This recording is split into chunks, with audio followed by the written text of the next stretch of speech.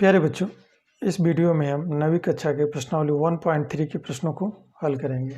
ठीक है, तो सबसे पहला प्रश्न है कि निम्नलिखित भिन्नों को दशमलव रूप में लिखिए और बताइए कि प्रत्येक का दशमलव प्रसार किस प्रकार है।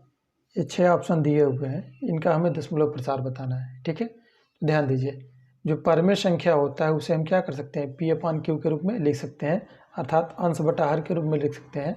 अर्थात ये जो P/Q होगा ये क्या होता है, भिन्न कहलाता है।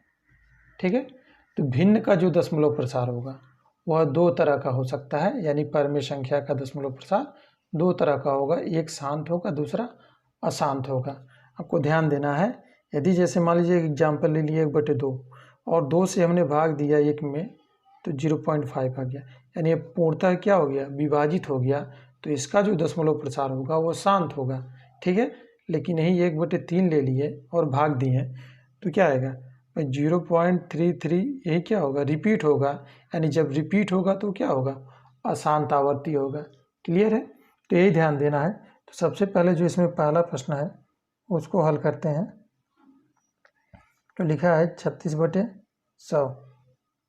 ठीक है, अब इसको बताना है कि इसका जो दशमलव प्रसार है वो किस प्रकार है और कितना होगा। तो हम क्या करते हैं, यदि 100 से हम डिवाइड करें 36 में, ठीक है, तो भाग जाएगा नहीं, दशमलव लगाएंगे तो एक 0 बढ़ेगा तो 3 बार होगा, 300 हो गया।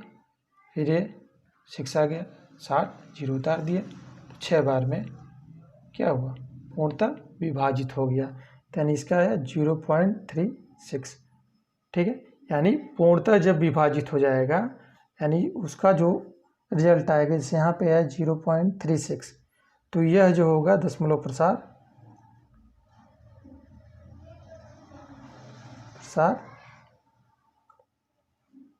शांत होगा। समझ में आ रहा है, यानी जब हम भाग दिए और वो क्या हो गया, पूर्णतः कट गया। ठीक है, यानी पूर्णतः विभाजित हो गया तो उसका दशमलव प्रसार क्या होगा, शांत होगा। यदि पूर्णतः नहीं कटेगा यानी रिपीट होगा तो क्या होगा, अशांत आवर्ती होगा। अगला क्वेश्चन देख लेते हैं, इसका अगला सेकेंड पार्ट है 1/11। ठीक है, अब इसमें हम देखते हैं, भाग देखें 11 से यदि भाग देते हैं तो भाई दशमलव लगाएंगे तो 1 0 बढ़ेगा, तो 1 0 हमें बढ़ाना पड़ेगा, तो 100 हो जाएगा, तो 9 बार जाएगा। ध्यान दीजिए, तो 99 हो गया। ठीक है, फिर कितना आया 1, फिर 1 0 लगाना पड़ेगा, 00 हो गया, फिर 9 बार जाएगा, फिर हो गया 99, फिर 1 आया, फिर 00, यानी 0 आ गया। यानी ऐसे करते हुए भाग क्या होगा, होता जाएगा, यानी रिपीट होता जाएगा। यानी इसकी जो वैल्यू आई 0909, यानी ये रिपीट हो रहा है। यानी इसको ले सकते हैं 1/11 = 0.09 बार। यानी इन्हीं दो संख्या का क्या हो रहा है, आवृत्ति हो रहा है बार बार। ठीक है, जब आवृत्ति होगा तो हम कह सकते हैं इसका जो दशमलव प्रसार होगा वो क्या होगा, अशांत आवर्ती होगा। प्रसार अशांत आवर्ती होगा। क्लियर है, यानी जब रिपीट होगा तो अशांत आवर्ती होगा और जब पूर्णतः विभाजित हो जाएगा तो क्या हो जाएगा, वो शांत होगा। क्लियर है, इसका नेक्स्ट पार्ट यानी तीसरा पार्ट जो है, देखिए तीसरा पार्ट दिया है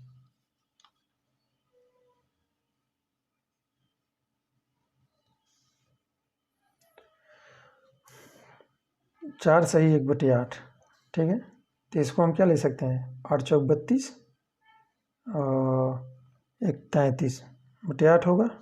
ठीक है, यहाँ हम भाग देखते हैं भाई, 33 में 8 से हम भागे तो 8 चौक 32,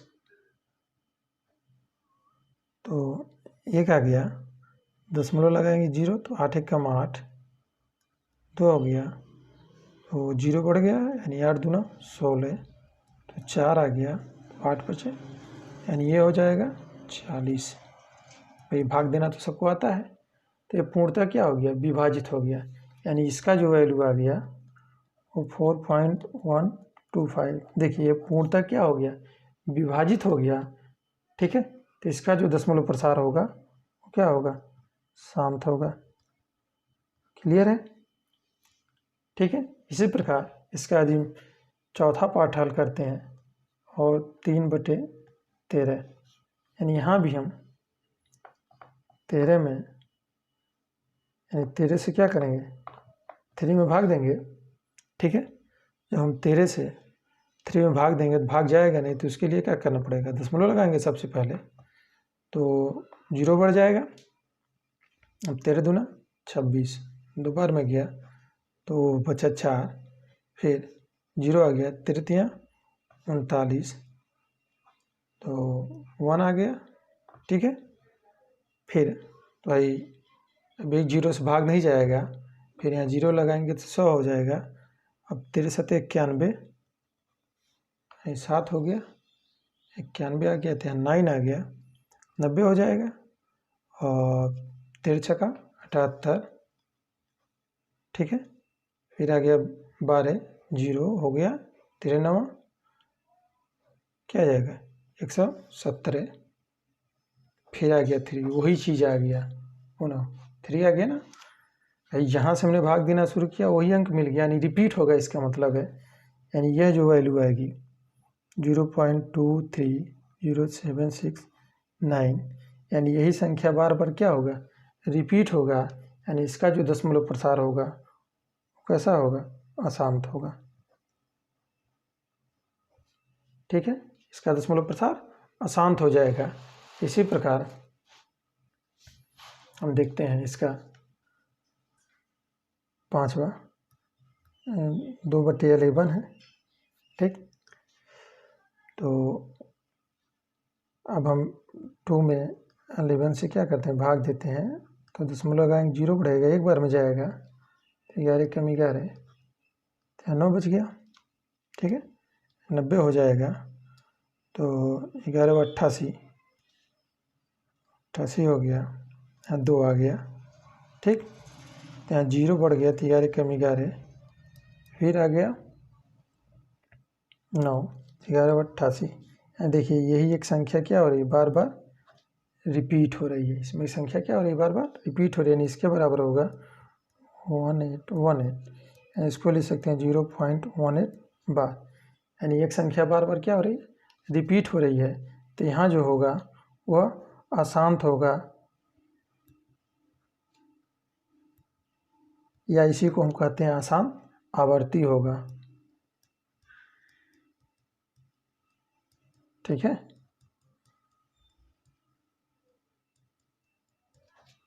क्लियर है। अब आगे इसका नेक्स्ट पार्ट यानी 6 पार्ट है, 329 बटे क्या है 400।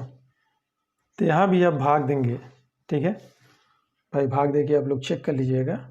भाग देना तो सबको आता है, तो आएगा 0.8225, और जो क्या होगा, दशमलव प्रसार जो होगा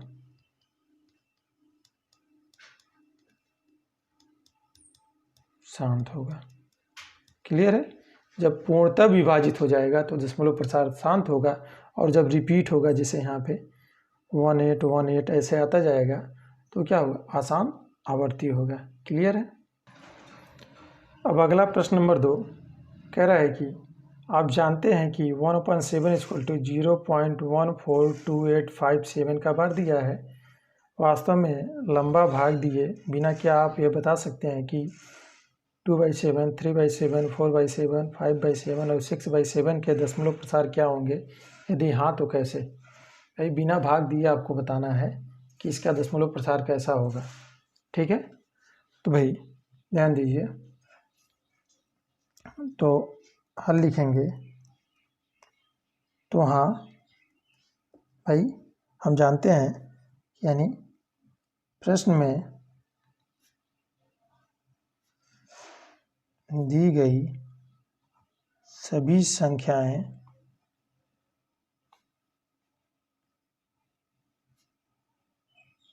क्रमशः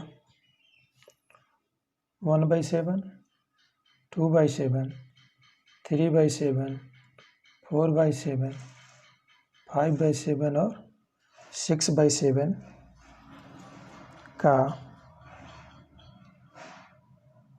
दशमलव प्रसार आवर्ती दशमलव है,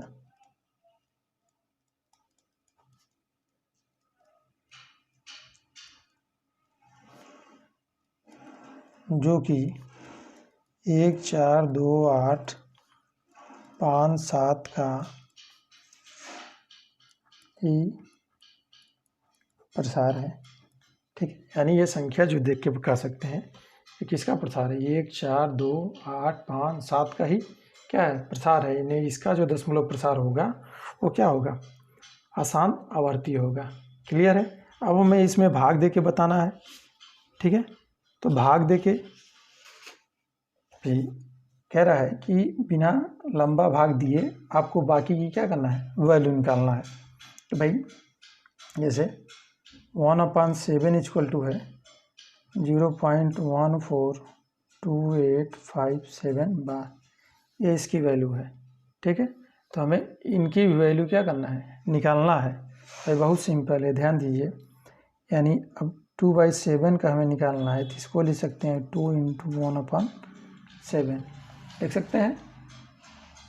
भाई 1/7 की वैल्यू इतनी हो गई।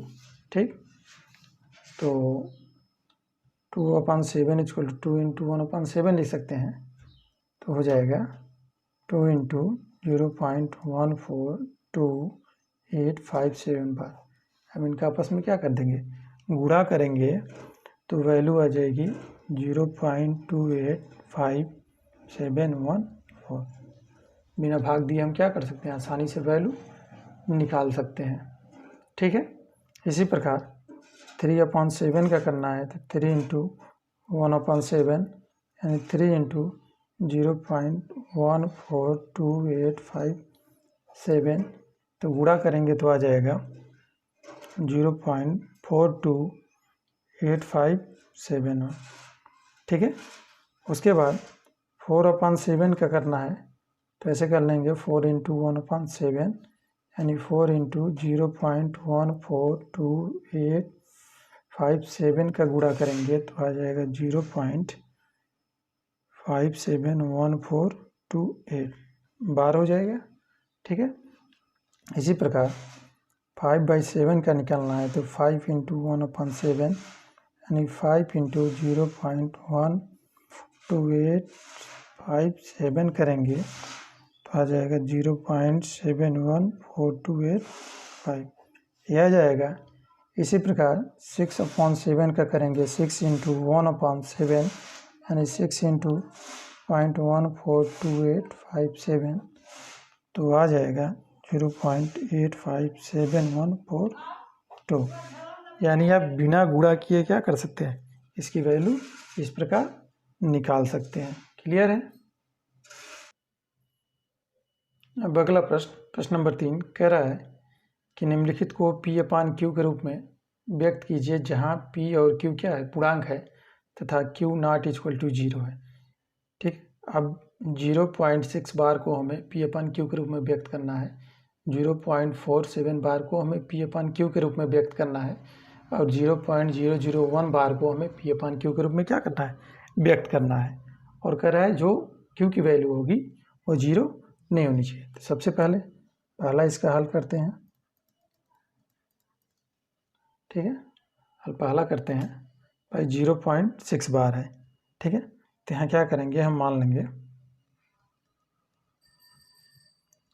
x = 0.6 बार।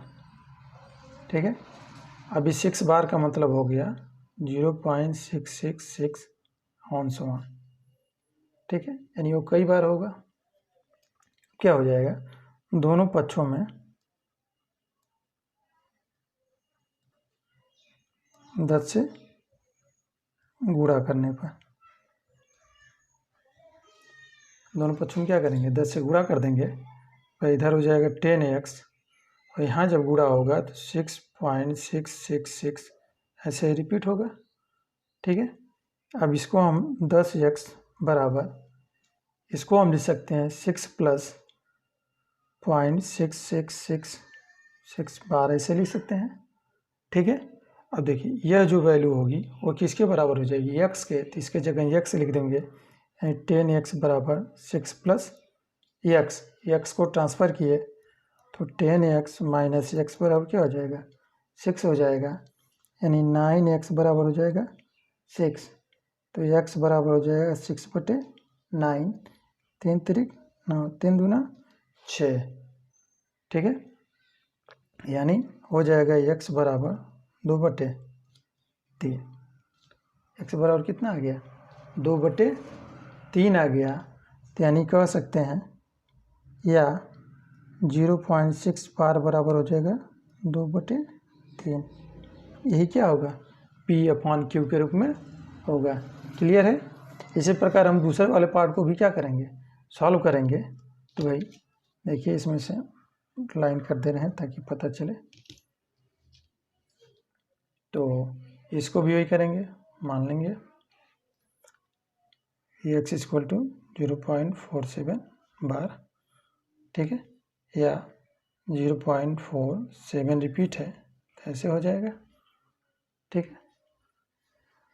अब यहाँ भी हम क्या करेंगे, 10 से गुणा कर देंगे, वो भी दोनों पक्षों में, ठीक है, दोनों साइड में 10 से गुणा कर दिए, तो 10x बराबर 4.77 बार ही आएगा, ठीक है। अब क्या करेंगे, अब देखिए ये 10x है, यानी 4.77 बार को हम लिख सकते हैं 4.3 प्लस 0.477 लिख सकते हैं। भाई जोड़ेंगे तो इतना ही आएगा ना भाई, 4 3 7 हो गया और ये 4 हो जाएगा, या 10x बराबर 4.3 प्लस इसके जगह हम लिख देंगे x, तो 10x माइनस एक्स बराबर 4.3, 9x बराबर 4.3, तो x बराबर 4.3/9, दशमलव हटाएंगे तो x बराबर हो जाएगा 43/90, ठीक है। इसलिए 0.47 बार बराबर हो जाएगा 43/90, जो किस रूप में है, P/Q के रूप में है, ठीक है। इसी प्रकार हम इसका जब लास्ट वाला पार्ट हल करेंगे, तीसरा पार्ट, आप ध्यान दीजिए भाई, इसको भी मान लेंगे, माना x इक्वल टू 0.01 बार है। अब यहाँ देखिए 3 अंक रिपीट हो रहा है, इसलिए किससे गुणा करेंगे, यहाँ पे 1000 से गुणा करेंगे दोनों पक्षों में, ठीक है। तो यहाँ हो जाएगा 1000 x बराबर हो जाएगा, तो यह जो रिपीट होगा तो ऐसे रिपीट होगा, ऐसे रिपीट होगा, तो आ जाएगा 1.01001 ऐसे आएगा डॉट डॉट, यानी 1000 x बराबर हो जाएगा 1 प्लस 0.001 ऐसे होगा, यानी 1000 x बराबर 1 प्लस, यह x के बराबर हो जाएगा, यानी 1000 x माइनस एक्स बराबर 1, 999 x इक्वल टू 1, तो x बराबर हो जाएगा 1/999, ठीक है। x बराबर कितना हो जाएगा 1/999, या 0.001 बार बराबर 1/900, ये इसका क्या होगा, P/Q का रूप होगा। क्लियर है। अब अगला प्रश्न नंबर 4 कह रहा है 0.999 को P/Q के रूप में व्यक्त कीजिए। क्या आप अपने उत्तर से आश्चर्यचकित हैं? अपने कक्षा अध्यापक यानी अध्यापक और कक्षा के सहयोगियों के साथ उत्तर की सार्थकता क्या करना है, चर्चा करना है। सेम उसी प्रकार का क्वेश्चन है, तो इसको जब हम सॉल्व करेंगे तो यहाँ भी मान लेंगे, माना अभी जो हमने पिछला प्रश्न बताया x इक्वल टू 0.999 ऐसे है, ठीक है। तो यहाँ भी देखिए एक ही अंक रिपीट हो रहा है, इसलिए हम क्या करेंगे, 10 से दोनों पक्षों में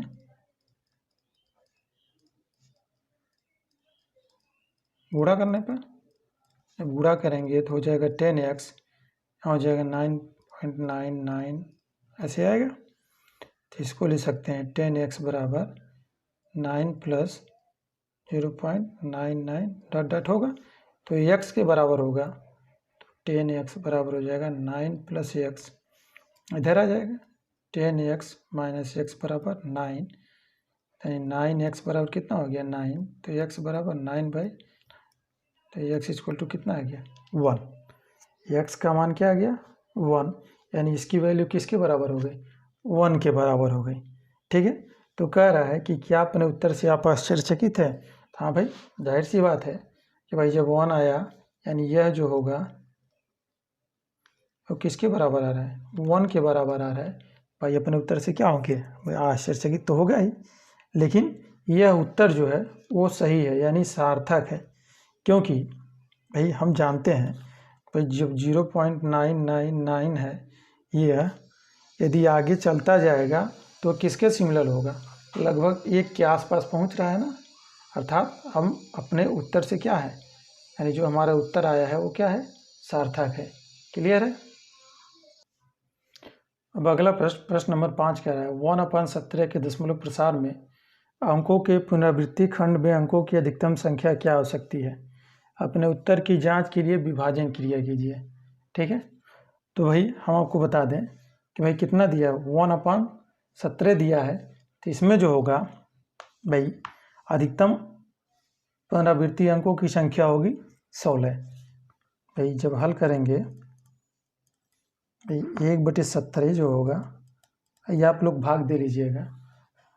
भाई 1 में हम किससे भाग देंगे 17 से भाग जब देंगे, ठीक है, तो भाग दे के जब जाएंगे तो पुनः क्या प्राप्त होगा, हमें 1 ही यहाँ प्राप्त होगा, और जो यहाँ पे भाग देने पे आएगा वो आएगा 0.0523529411747, यही अंक फिर क्या होगा रिपीट होगा। क्लियर है, यानी भाग देने पे आपको मिलेगा 0.0528829411747 रिपीट होगा, यानी इसको लिख सकते हैं 1/17 इक्वल टू 0.0528829411747 यानी बार, यानी 1 2 3 4 5 6 7 8 9 10 11 12 13 14 15 16। ठीक है, यानी इसलिए 1/17 में भागफल में अंकों की अधिकतम संख्या 16 है। भाई आप लोग क्या करिएगा, भाई यहाँ से 17 से 1 में क्या कीजिए भाग करेंगे, तो यही संख्या क्या होगी, यानी 16 अंकों की संख्या बार बार रिपीट होगी। ठीक है, तो आप लोग भाग दे ही सकते हैं, यानी उसमें कितने अधिकतम अंक होंगे 16 अंक होंगे। क्लियर है। देखिए अगला प्रश्न नंबर 6 कह रहा है कि P/Q Q0 = 0 के रूप की परिमेय संख्याओं के अनेक उदाहरण लीजिए जहां P और Q पूर्णांक है, ठीक है, जिसका 1 के अतिरिक्त अन्य कोई गुणनखंड नहीं है और जिसका शांत दशमलव निरूपण है। क्या आप यह अनुमान लगा सकते हैं कि Q को कौन सा गुण अवश्य संतुष्ट करना चाहिए, यानी शांत होने के लिए। भाई पहले हम एग्जाम्पल ले लेते हैं, चेक कर लेते हैं। भाई 1/2 है, ठीक है, भाई यहाँ पे यदि हम 2 से डिवाइड करें तो आएगा 0.5। फिर देखिए 4/5 ले लेते हैं, डिवाइड करें तो आ जाएगा 0.8। ठीक है, या 7/8 ले लिए, यहाँ भी आप डिवाइड करें तो आएगा, यानी इस तरह अनेक एग्जाम्पल आप ले सकते हैं। ठीक है, तो यानी ये क्या है शांत है, ये भी शांत है, ये भी क्या है शांत है। ठीक है, यानी सभी ये क्या आ रहे हैं, जो हमने परिमेय संख्या लिया वो शांत आ रहा है। ठीक है, तो इसका जो गुणनखंड देखेंगे 2 है, इसमें क्या है 5 है, इसमें 2 गुणे 2 गुणे 2 आ रहा है। ठीक है, या कोई और संख्या ले लेते हैं, जैसे 1/, यदि हमने 25 ले लिया तो क्या हो जाएगा भाई, 25 चौक 100 होगा, ये भी क्या होगा, कटेगा ना भाई, 0.4 होगा, ये भी क्या आ रहा है, शांत आ रहा है। तो भाई हम कह सकते हैं भाई जब किसी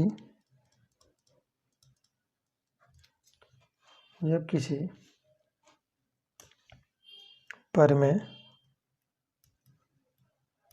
संख्या का हर 2 या 5 या दोनों की घात में हो तो ऐसी परिमेय संख्या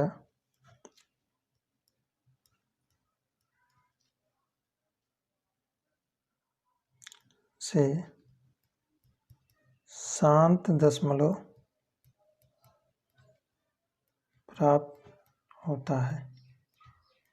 भाई अब ध्यान दीजिएगा, वह जो गुण है भाई यदि 2 के पावर के रूप में है या 5 के पावर के रूप में है या 2 पे power n into 5 power m के रूप में है, तो उसका जो दशमलव प्रसार होगा वो हमेशा क्या होगा, शांत होगा। यह शर्त जो है Q को क्या करेगा, संतुष्ट करेगा।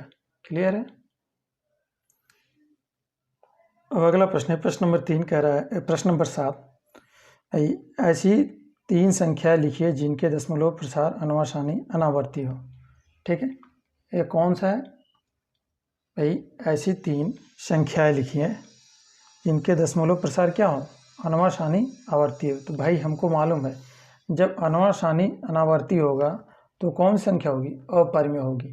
ठीक है, क्योंकि परिमेय संख्या तभी होगा जब क्या होना चाहिए, जब शांत हो या अशांत आवर्ती हो, तब वह परिमेय संख्या होगा। लेकिन जब अनुवासानी आवर्ती होगा तो कौन संख्या होगा, अपरिमेय संख्या होगा। क्लियर है। तो हम कह सकते हैं √2, √3, √5 भी क्या होंगे, इसका भी जो दशमलव प्रसार होगा वो अनुवासानी आवर्ती होगा, यानी अनावर्ती होगा। क्लियर है। अब देखिए, तो जैसे हम कोई भी एग्जाम्पल लिख सकते हैं, हम लिख सकते हैं A = भाई इसमें रिपीट तो होगा नहीं, अंशवान B = हम कोई मान लिए 50, 500, 5000, 5, ये भी हो जाएगा। C हो गया 007। अब यहाँ ध्यान दीजिएगा भाई, इसमें कोई भी संख्या रिपीट नहीं हो रही है, क्योंकि यहाँ 2 अंक है, यहाँ 3 है, यहाँ 4 आ जा रहा है। ठीक है, तो यह जो प्रकार होगा क्या होगा, अनुवासानी अनावर्ती होगा या अनुवासानी आवर्ती होगा। प्रश्न नंबर 8 कह रहा है कि परिमेय संख्याओं 5/7 और 9/11 के बीच 3 अलग अलग अपरिमेय संख्याएं लिखना है।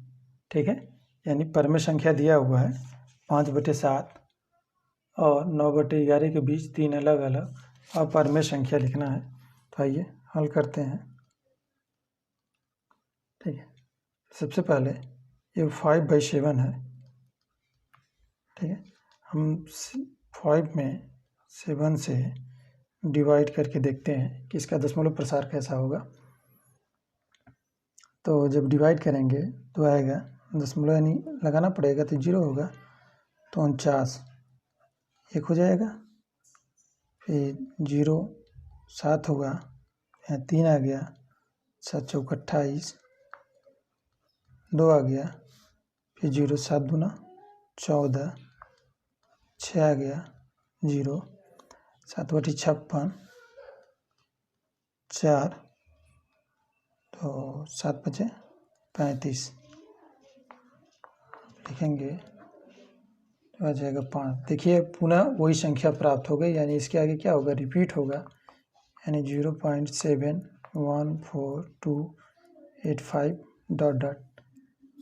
यानी ये बार हो जाएगा, या हम इसको ले सकते हैं 5/7 = 714285 बार ये संख्या रिपीट होगी। इसी प्रकार हम यहाँ भी चेक कर लेते हैं 9/11 में, तो 9 में हम 11 से डिवाइड करते हैं तो 0.90 हो गया। 8 बार में 88, 2 आ गया 0 1, तो फिर 9 आ गया तो 8, 88 फिर 2 1, यानी ये संख्या क्या हो रही है, रिपीट हो रही है। 38 के बराबर हो जाएगा 8181, या 9/11 इक्वल टू ये रिपीट हो रहा है। ठीक है, यानी यह दोनों क्या है, परमेय संख्या हो गए। अब इनके बीच में हमें क्या लिखना, अपरमेय संख्या कौन कौन हो सकती है। तो ध्यान दीजिए भाई, इनके और इनके बीच में यानी 7.71 और 0.81 के बीच में कुछ भी हो सकता है भाई। लिखेंगे 5/7 और 9/11 के बीच अनेक अपरिमेय संख्याएं हो सकती हैं। ठीक है, 3 एग्जाम्पल हम लिख लेते हैं इसमें से। तो 3 कौन कौन है, 3 उदाहरण। अब 3 उदाहरण हैं भाई, 0.75,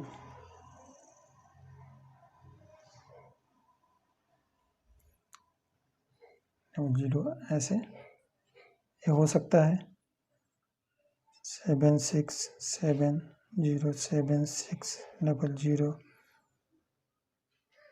ठीक है, ऐसे ये हो सकता है 80 800 800 840। ये सभी संख्या क्या होंगी, अपरिमेय संख्याओं का एग्जाम्पल है। चलिए अब अंतिम प्रश्न है 9वां। कह रहा है कि बताइए कि निम्नलिखित संख्याओं में कौन कौन संख्याएं परिमेय है और कौन संख्याएं अपरिमेय। यानी 5 पार्ट दिया हुआ, आपको बताना है कौन परिमेय और कौन अपरिमेय। तो जाहिर सी बात है रूट में 23 है, जो क्या होगा, अपरिमेय संख्या होगी।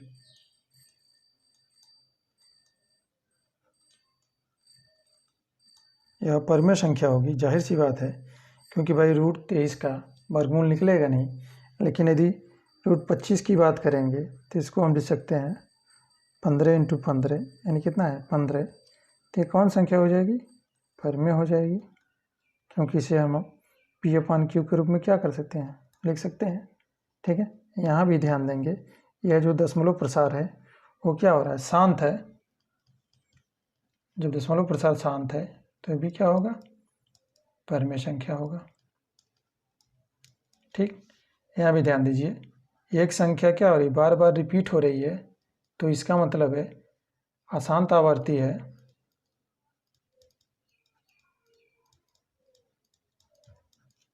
ये भी क्या होगा, परिमेय संख्या होगा। ठीक है, अब उसके बाद यहाँ पे आप ध्यान देंगे तो एक ही संख्या बार बार रिपीट नहीं हो रही है। ठीक है, तो यह जो होगा वह अनवासानी अनावर्ती होगा, यानी यह जो है अनवासानी आवर्ती है, इसलिए कौन सा होगा, अपरिमेय होगा। ठीक है, इस प्रकार ये प्रश्नावली क्या हुई, समाप्त हुई।